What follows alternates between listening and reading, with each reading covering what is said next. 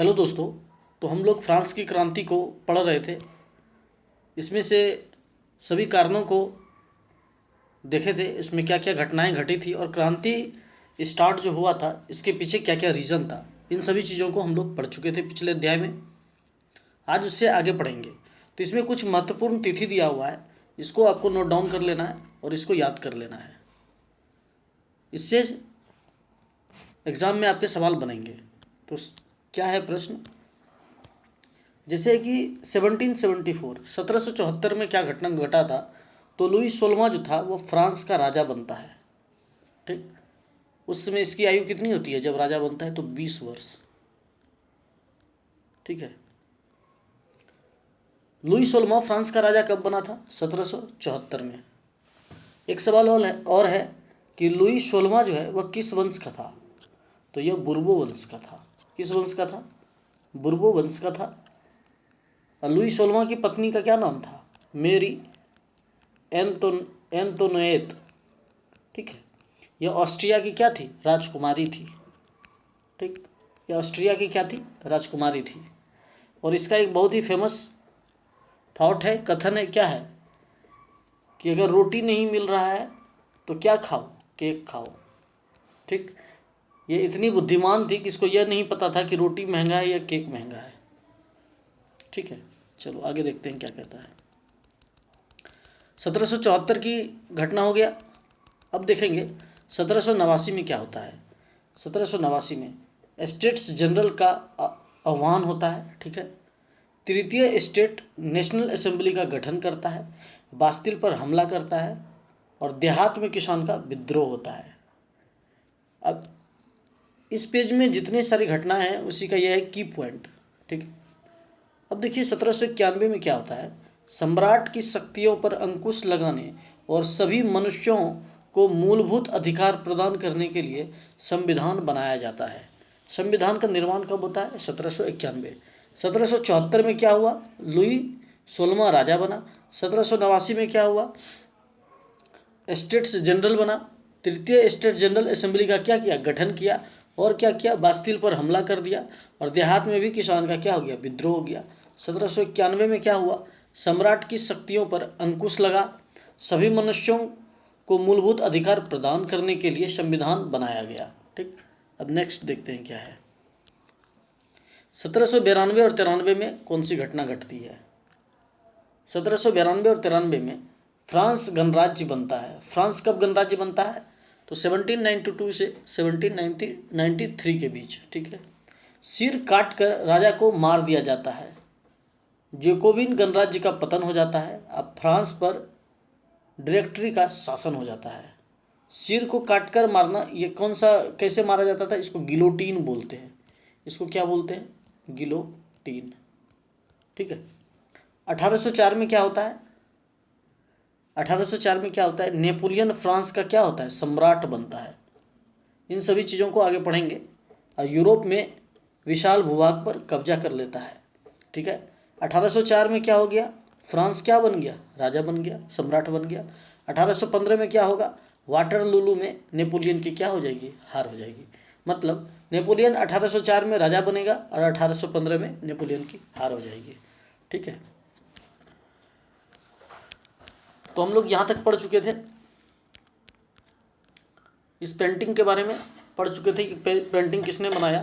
तो Jacques Louis David द्वारा बनाया गया था और नेशनल असेंबली में लगाई जानी थी ये बनाकर। ठीक है, ये सभी चीज़ों को हम लोग देख चुके थे। तो आज कहाँ से पढ़ना है? इस पेज से पढ़ना है। कह रहा है कि जिस वक्त नेशनल असेंबली संविधान का प्रारूप तैयार करने में व्यस्त थी, पूरा फ्रांस आंदोलित हो रहा था।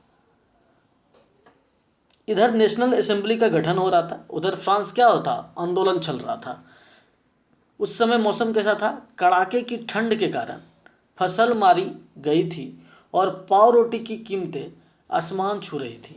मतलब फसल जो था वो कड़ाके की ठंड के कारण, मतलब बहुत ज़्यादा सर्दी था उस समय और फसल क्या हो गया? फसल बर्बाद हो गया सर्दी पड़ने के कारण। और पाव रोटी, जो कि फ्रांस के लोगों का मुख्य भोजन था, पाव रोटी की कीमतें आसमान छू रही थी। बेकरी मालिक कि बेकरी मालिक स्थिति का फ़ायदा उठाते हुए जमाखोरी में जुट गए थे।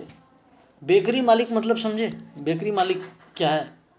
तो जहाँ पर पाव रोटी केक वगैरह मिलता है उस दुकान को क्या बोलते हैं? बेकरी की दुकान। ठीक। तो जैसे ही पाव रोटी का कीमत बढ़ने लगा तो बेकरी मालिक ज़्यादा मुनाफा कमाने के लिए क्या किया? सामान को क्या करने लगा? स्टोर करने लगा। सामान को क्या करने लगा? स्टोर करके रखने लगा ताकि उसे ऊंचे दामों में बेच सके। अभी भी होता है कि जैसे ही मार्केट में कोई चीज़ नया आता है तो बिचौलिया जो होता है वो क्या करता है? वो फ़ायदा उठा लेता है। उसको क्या करेगा? स्टोर करके रख देगा। मतलब अवेलेबल है सामान, फिर भी क्या बोलेगा कि सामान हमारे पास नहीं है, ताकि डिमांड बढ़ जाए। जैसे ही डिमांड बढ़ेगा तो क्या करेगा? अधिक मुनाफा कमाकर उसको बेच देगा। ठीक है, चलिए यहाँ तक हो गया। जमाखोरी में जुट गए। बेकरी की दुकान पर घंटों इंतजार करने के बाद गुस्साई औरतों की भीड़ ने दुकान पर धावा बोल दिया। मतलब भीड़ इतना था कि वहाँ औरत लोग जो खड़ी थी भीड़ दुकान के सामने में, गुस्सा आकर क्या हो गई? उसको जैसे ही पता चला कि अरे ये तो स्टोर कर रहा है, सामान है इसके पास, अब फिर भी नहीं दे रहा, स्टोर कर रहा है, तो चलो क्या करेंगे, दुकानें पर धावा बोल दे। तो दुकान पर सब गुस्साई भीड़ ने क्या किया? औरतों की भीड़ थी, धावा बोल दिया। दूसरी तरफ सम्राट ने सेना को पेरिस में प्रवेश करने का आदेश दे दिया। उधर क्या हो गया? सम्राट जो था वह सेना को क्या बोला? जाओ पेरिस में घुस जाओ। क्रुद्ध भीड़ ने 14 जुलाई को बास्तिल पर धावा बोलकर उसे नेस्तनाबूद कर दिया। बास्तिल पर कब धावा बोला? 14 जुलाई को। क्रूर भीड़ का मतलब है गुस्साई भीड़, अत्यधिक भीड़, अत्यधिक आदमी वाले भीड़ ने क्या किया? 14 जुलाई को बास्तिल पर धावा बोल दिया। क्लियर है? बास्तिल को क्या किया? बास्तिल पर धावा बोल दिया। ठीक, धावा बोलकर क्या किया? बास्तिल को नेस्तनाबूद कर दिया। देहाती इलाकों में गांव-गांव यह अफवाह फैल गई। मतलब देहात के गांवों में क्या हुआ? गांव-गांव में यह अफवाह फैल गई। क्या अफवाह फैल गई? कि जागीरों के मालिकों ने भाड़े पर लठेतों लुटेरों के गिरोह बुला लिए हैं। ठीक, गांव में यह अफवाह हो गया कि जागीर जो है, जागीर के मालिक जो है वो भाड़े पर आदमी लाए हैं। काहे लाए हैं? जो पकी फसलों को तबाह करने निकल पड़े हैं। वो इसलिए लाया है कि जितना भी पका हुआ फसल है उसको क्या करे? तबाह कर दे। यह क्या है? यह अफवाह है। यह घटना सच है या नहीं इसका कोई प्रमाण नहीं है, यह सिर्फ अफवाह पर हो गया है। ठीक, अफवाह फैल गया था। क्या अफवाह फैल गया था? कि जागीर के जो मालिक हैं वह भाड़े पर आदमी लाए हैं। और काहे लाए हैं? तो पका हुआ जो फसल है उसको क्या करेंगे? तबाह करने के लिए। यह क्या था? अफवाह था। कई जिलों में भय से आक्रांत होकर किसानों ने कुदालों और बेलचों से ग्रामीण किलों पर आक्रमण कर दिया। किसान का मेन हथियार क्या होता है? कुदाल होता है, बेलचा होता है, हल होता है, डंडा होता है। किसान गोली बंदूक नहीं रखेगा। अगर वो गोली बंदूक रखेगा तो वो किसान नहीं कहलाएगा। ठीक, क्या किया? कुदाल लिया और बेलचा लिया, जाके क्या किया? किले पर आक्रमण कर दिया। उन्होंने, किन्होंने? किसान, अन्न भंडार को लूट लिया और लगान संबंधी दस्तावेज को जलाकर राख कर दिया। ना रहेगा बांस, ना बजेगी बांसुरी। ठीक, ठीक है। लगान संबंधी जितना कागज था, मौका पाया सबको क्या कर दिया? जला दिया। कुलीन बड़ी संख्या में, कुलीन जो था बड़ी संख्या में अपनी जागीरें छोड़कर भाग गए। यह देखकर कुलीन वर्ग जो था वह क्या किया? जागीर छोड़कर भाग गया। जान पहले बचाना है, संपत्ति बाद में। बहुतों ने तो पड़ोसी देशों में जाकर शरण ली, मौका पाया और निकल दिया। ठीक, बुद्धिमान व्यक्ति वही होता है जो समय को देखकर काम करे। अपनी विद्रोही प्रजा की शक्ति का अनुमान करके, यह जो प्रजा विद्रोह कर रहा था इसका जैसे अनुमान किया। कौन अनुमान किया? तो लुई 16वां। कौन था यह किंग था, सम्राट था, राजा था। इसको लग रहा था कि जनता कुछ नहीं करेगी, लेकिन लुई 16वां जैसे ही देखा कि अरे विद्रोही प्रजा जो है पूरा शक्ति का प्रदर्शन कर रहा है, तो लुई 16वां ने अंततः नेशनल असेंबली को मान्यता दे दिया। लुई 16वां बोलता है जनता का आक्रोश देखकर लो हम तुम्हें नेशनल असेंबली का क्या करते हैं, नेशनल असेंबली का मान्यता देते हैं, जो हम मान्यता दे दिए नेशनल असेंबली का। ठीक, और यह भी मान लिया कि उसकी सत्ता पर अब से संविधान का अंकुश होगा। मतलब अब जो है उसका शासन नहीं चलेगा, अब किसका शासन चलेगा, संविधान का शासन चलेगा। यही तो मांग था, मांग भी तो यही था। ठीक, अब क्या होता है, 4 अगस्त 1789 की रात को असेंबली ने करों, कर्तव्यों और बंधनों वाली सामंती व्यवस्था के उन्मूलन का आदेश पारित कर दिया। ठीक है, यह घटना कब होती है, तो यह घटना कब होती है, 4 अगस्त, यह घटना होता है 4 अगस्त 1789 को। कब होता है कि रात में यह घटना घटती है। क्या घटना घटती है, तो असेंबली जो है, असेंबली ने करों, कर्तव्यों और बंधनों वाली सामंती व्यवस्था के उन्मूलन का क्या कर दिया, का आदेश पारित कर दिया, का आदेश पारित किया। पादरी वर्ग के लोगों को भी अपने विशेषाधिकारों को छोड़ देने के लिए विवश किया। पादरी और कुलीन को विशेषाधिकार मिला था ना कि वह टैक्स नहीं देगा। अब क्या हो गया, जब मान्यता मिल गया असेंबली को लुई 16वां के द्वारा, तो अब क्या हो गया कि पादरी वर्ग जो था उसके लोगों को भी विशेषाधिकार जो उसको जन्म से मिला था उसको छोड़ने के लिए क्या किया, विवश किया, उसको छोड़ने के लिए विवश कर दिया। बोला कि भाई तुमको अब छोड़ना ही पड़ेगा। ठीक, धार्मिक कर समाप्त कर दिए गए। धार्मिक कर क्या था, टाइड। ठीक है, यह क्या था, धार्मिक कर था। कौन लेता था, तो इसको चर्च लेता था। इसको कौन लेता था, चर्च या पादरी। इसको कौन लेता था, चर्च या पादरी। और एक कर था टाइल, एक कर क्या था, टाइल। यह कर कौन लेता था, तो यह कर सरकार लेता था। ठीक, यह कर कैसा टैक्स था, टाइल डायरेक्ट टैक्स था, डायरेक्ट टैक्स था। यहाँ तक क्लियर है, कोई दिक्कत, चलो आगे देखते हैं क्या कहता है। धार्मिक कर भी क्या किया, समाप्त कर दिया। और चर्च के स्वामित्व वाली भूमि भी क्या की, जब्त कर लिया। इसका मतलब क्या हुआ, चर्च की स्वामित्व वाली भूमि, इसका मतलब हुआ कि चर्च के कंट्रोल में, चर्च के अंडर में जो भूमि था, जमीन था, लैंड था, उसको क्या कर दिया, उसको जब्त कर लिया। इस प्रकार कम से कम 20 अरब लिब्रे की संपत्ति सरकार के हाथ में आई।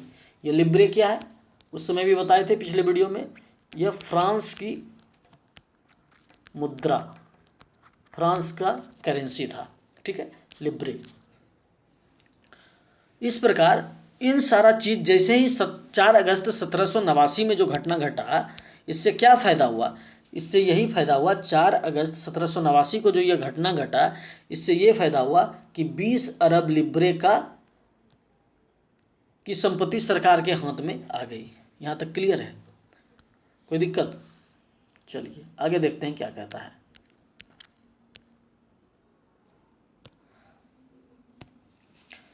फ्रांस संवैधानिक राजतंत्र कब बनता है। अब किस बात का गप होगा, अब गप होगा कि फ्रांस जो है संवैधानिक राजतंत्र बना। कैसे बना, देखिए, नेशनल असेंबली ने सन 1791 में संविधान का प्रारूप पूरा कर लिया। संविधान का प्रारूप नेशनल असेंबली ने कब पूरा किया, तो 1791 में। ठीक है, इसका मुख्य उद्देश्य क्या था, किसका, नेशनल असेंबली का। इसका मुख्य उद्देश्य क्या था, इसका मुख्य उद्देश्य था सम्राट की शक्तियों को सीमित करना। मतलब राजा की शक्ति को क्या करना, सीमित करना। किसका उद्देश्य था, नेशनल असेंबली का। ठीक, एक व्यक्ति के हाथ में केंद्रीकृत होने के बजाय, मतलब एक व्यक्ति के हाथ में कोई पावर होने के बजाय अब यह पावर जो है, यह शक्ति जो है, विभिन्न संस्था कौन कौन है, विधायिका, कार्यपालिका और न्यायपालिका, यह सब क्या है, संस्थाएं में विभाजित एवं हस्तांतरित कर दिया जाए। इस प्रकार फ्रांस में संवैधानिक राजतंत्र की क्या पड़ी, नींव पड़ी। ठीक, जो चित्र 7 में दिखाया गया है। नई राजनीतिक व्यवस्था कैसे काम करती है, ये चित्र में दिखाया गया है। देखिए, यहाँ कहने का मतलब है कि नेशनल असेंबली 1791 में क्या हुआ, संविधान का प्रारूप पूरा कर लिया। इसका नेशनल असेंबली का मुख्य उद्देश्य था कि वहाँ का जो राजा है, वहाँ का जो सम्राट है, उसका पावर को क्या करना है, उसके पावर को क्या करना है, उसके पावर को कम कर देना है। ठीक, जैसे ही इसका पावर कम होगा वैसे ही क्या हो जाएगा, राजा का कुछ नहीं चलेगा। इसका कहना है कि कोई भी एक व्यक्ति, पर्टिकुलर एक व्यक्ति के पास पावर होने से क्या हो गया, मोनोपोली आ जाएगा। मोनोपोली आ जाएगा मतलब मनमानी हो जाएगा। उस एक व्यक्ति के पास पावर है तो उसका जो मन करेगा वह क्या करेगा, वही काम करेगा। जिसको मन बढ़ू कहते हैं, मन बढ़ू की तरह वो काम करेगा। इससे अच्छा क्या है, सब आदमी के पास पावर होना। अब सब आदमी मतलब एक एक आदमी के पास पावर नहीं, इनका कहने का मतलब है विधायिका के पास, कार्यपालिका के पास और न्यायपालिका के पास पावर हो जाना चाहिए। विधायिका किसे कहते हैं, जहाँ कानून क्या होता है, कानून बनता है। जहाँ कानून बनेगा विधायिका, जो कानून का पालन करेगा कार्यपालिका, और जो कानून को न्याय दिलाएगा उसको न्यायपालिका कहते हैं। ठीक, एक क्वेश्चन यहाँ पे है कि विधायिका, कार्यपालिका और न्यायपालिका में शक्तियों का विभाजन कौन किया था। पिछले वीडियो में मैंने बताया है, कमेंट में उसका आंसर दो। चलो, यहाँ पे यही दिया हुआ है कि न्यायपालिका, कार्यपालिका, विधायिका किसके प्रति सक्रिय नागरिक। देखो, इसमें से एक पॉइंट ये निकल कर आता है कि सक्रिय नागरिक कौन है, तो मताधिकार प्राप्त लोग, जिसको वोट देने का अधिकार है। 2.8 करोड़ की जनसंख्या में लगभग 40 लाख लोग क्या करते थे, वोट देते थे। ठीक, उसको सक्रिय नागरिक कहते हैं। निष्क्रिय नागरिक कौन है, जो मत नहीं देता था, वोटिंग नहीं करता था। लगभग 30 लाख पुरुष, महिला, बच्चे और 25 वर्ष से कम उम्र के व्यक्तियों को मताधिकार प्राप्त नहीं था। मताधिकार किसको किसको प्राप्त नहीं था, लगभग 30 लाख को मताधिकार प्राप्त नहीं था। जैसे पुरुष को नहीं था, और किसको नहीं था, महिला को नहीं था, बच्चों को नहीं था, और 25 वर्ष से कम उम्र के व्यक्तियों को भी मताधिकार प्राप्त नहीं था। ठीक, क्लियर है यहाँ तक। इसको क्या बोलेंगे, निष्क्रिय नागरिक। और जिसको वोट देने का अधिकार प्राप्त था उसको क्या बोलेंगे, सक्रिय नागरिक। ये सभी क्या है, सक्रिय नागरिक है, और ये सभी क्या है, निष्क्रिय नागरिक है। अब क्या होता है, सन 1791 में संविधान ने कानून बनाने का अधिकार किसको दे दिया, नेशनल असेंबली को सौंप दिया। ठीक, अब बोला कि अब से 1791 के संविधान ने बोला कि अब जो है कानून आप बनाइए। कानून कौन बनाएगा, कानून बनाएगा नेशनल असेंबली। ठीक है, क्लियर है यहाँ तक। नेशनल असेंबली अप्रत्यक्ष रूप से चुनी जाती थी। नेशनल असेंबली का चुनाव कैसे होता था, अप्रत्यक्ष रूप से। अप्रत्यक्ष रूप से मतलब क्या हुआ, मतलब जनता चुनता होगा। अप्रत्यक्ष का मतलब क्या है, इसका चुनाव कैसा होता होगा, यह अप्रत्यक्ष रूप से चुनी जाती थी। इसका मतलब हुआ कि इसका वोटिंग कैसे होता होगा, जनता करता था। ठीक, सर्वप्रथम नागरिक एवं निर्वाचक समूह का चुनाव करते थे। सर्वप्रथम नागरिक जो है, सर्वप्रथम नागरिक क्या करते थे, एक निर्वाचक समूह का चुनाव करते थे। ठीक, सबसे पहले किसका चुनाव होगा, निर्वाचक समूह का। सबसे पहले किसका चुनाव होगा, निर्वाचक समूह का। ठीक है, चुनाव हो गया निर्वाचक समूह का, जो पुनः असेंबली के सदस्यों को चुनता था। अब निर्वाचक समूह को चुन लिया गया। अब यह क्या करेगा, यह असेंबली के लोगों, सदस्यों को क्या करेगा, चुनेगा। ठीक, सभी नागरिक को मतदान का अधिकार नहीं था। ऐसा नहीं है कि जितना लोग है सब वोट करेगा। ठीक, सभी नागरिक को मतदान करने का अधिकार नहीं था। जैसे 25 वर्ष से अधिक उम्र वाले केवल ऐसे पुरुष को ही सक्रिय नागरिक, अभी आपको बताए कि सक्रिय नागरिक किसे कहते हैं, जो मत देने का अधिकार, जिसको मत देने का अधिकार प्राप्त था, राइट्स था, उसी को क्या बोलते हैं, सक्रिय नागरिक। तो 25 वर्ष से अधिक उम्र वाले केवल ऐसे पुरुष को ही सक्रिय नागरिक का दर्जा दिया गया था जो कम से कम 3 दिन की मजदूरी के बराबर कर चुकाता है। मतलब वह 3 दिन में जितना टैक्स अदा करता है, टैक्स पे करता है, अगर वह 3 दिन के इक्वल्स में टैक्स पे करता है तो ही वह वोट दे सकता है। और एक क्राइटेरिया क्या था कि 25 प्लस होना चाहिए, उसका उम्र 25 वर्ष से अधिक होना चाहिए। ठीक है, शेष पुरुष और महिलाओं को निष्क्रिय नागरिक के रूप में वर्गीकृत किया गया था। निष्क्रिय नागरिक में कौन, यहाँ पे कौन आएंगे, तो जो 25 वर्ष से क्या है, कम है, ठीक, उसको निष्क्रिय नागरिक कहेंगे। या 25 से प्लस तो है लेकिन वह 3 दिन के बराबर में टैक्स पे नहीं कर सकते हैं, उनको भी क्या बोला जाएगा, निष्क्रिय नागरिक ही बोला जाएगा, ठीक है। निर्वाचक की योग्यता प्राप्त करने तथा असेंबली का सदस्य होने के लिए लोगों का करदाताओं की उच्चतम श्रेणी में होना जरूरी था, ठीक।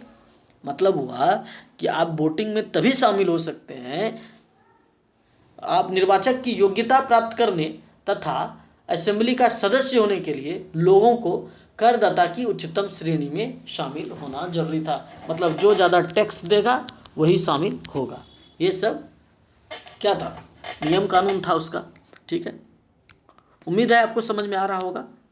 आज की क्लास यहीं तक रखते हैं, फिर इसको नेक्स्ट वीडियो में देखेंगे। अभी तक मैंने जितना क्लास कराया है ये पार्ट 4 है, ये पार्ट 4 है। अभी तक 1, 2, 3 को अपलोड कर दिया गया है। इस वीडियो को देखने से पहले आपको वह तीनों वीडियो जरूर देखना पड़ेगा, तभी यह समझ में आएगा, नहीं तो यह आपके ऊपर से निकल जाएगा। अगर वीडियो पसंद आ रहा है तो चैनल को सब्सक्राइब करें, अगर कर दिए हैं तो एक ही बार करना है, 2 बार में अनसब्सक्राइब हो जाएगा, 2 बार नहीं करना है। अपने दोस्तों तक पहुँचाएँ। फिर मिलते हैं अपने नेक्स्ट वीडियो में। Thank you.